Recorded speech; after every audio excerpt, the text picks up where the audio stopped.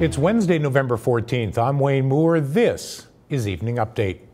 At the top of the news, Curtis Wayne Samoan has been ordered to remain behind bars in a Vernon courtroom Wednesday morning. Justice Jeremy Guild denied bail for Samoan. Yeah, we got good news here. We have, recognition, that there's protection for all women. And protection for all women within the Secwepemcúlecw territory. This is something that we've been calling for justice for women. We've been calling for the, judicial system to recognize, that we want protection for our women. Samoan faces several charges in relation to alleged violent acts against women. Hundreds of people across the Okanagan have died from illicit drug overdoses over the past 2.5 years.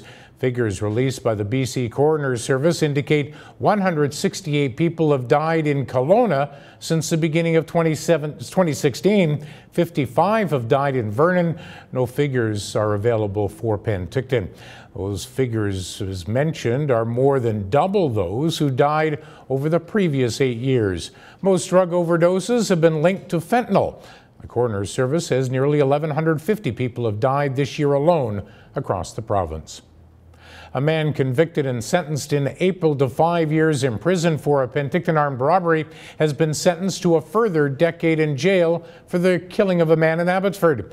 Shane McGann, a former Penticton resident, was found guilty in September of manslaughter in the death of his Abbotsford roommate, David Delaney, in February of 2017. The sentence was handed down Tuesday. An early morning fire in the carport of Roth Towers on Pandosy Street in Kelowna being considered suspicious.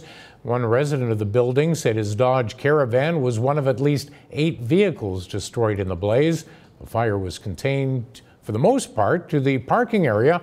However, one balcony did catch fire and several windows cracked due to the heat. Fire officials say several vehicles were on fire when crews arrived. Edmonton-based Westcorp continues with plans for a 33-story downtown Kelowna hotel. The project has faced many delays, the latest due to uncertainty around the government's speculation tax. Westcorp officials say they will begin constructing a presentation center next month, and if all goes well with sales on more than 50 condo units, hotel construction could begin in the fall of next year. Vernon's cannabis bylaw amendments have passed first and second reading and will now go to a public hearing set for the end of the month. The public hearing is the next step in the process that could eventually lead to legal cannabis shops being reintroduced to Vernon. A judge has ruled KGH is not to blame for the loss of an expensive ring. Patricia Crichton filed suit against the hospital and nurse Crystal Gertz, claiming the nurse lost a $38,000 ring which had belonged to her father. Crichton was in the hospital for surgery at the time. The judge ruled there was no evidence the ring was ever given to the nurse, stating the ring may have been taken by someone else or fell off the plaintiff's finger. The judge says it could have been scooped up in the laundry or the garbage.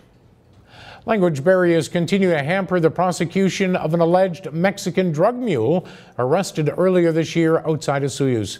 Defense counsel for Armando Esparza Ochoa appeared in Penticton Court Wednesday to ask for an adjournment of a hearing scheduled later this month when they were planning to ask for the disclosure of evidence be provided in Spanish.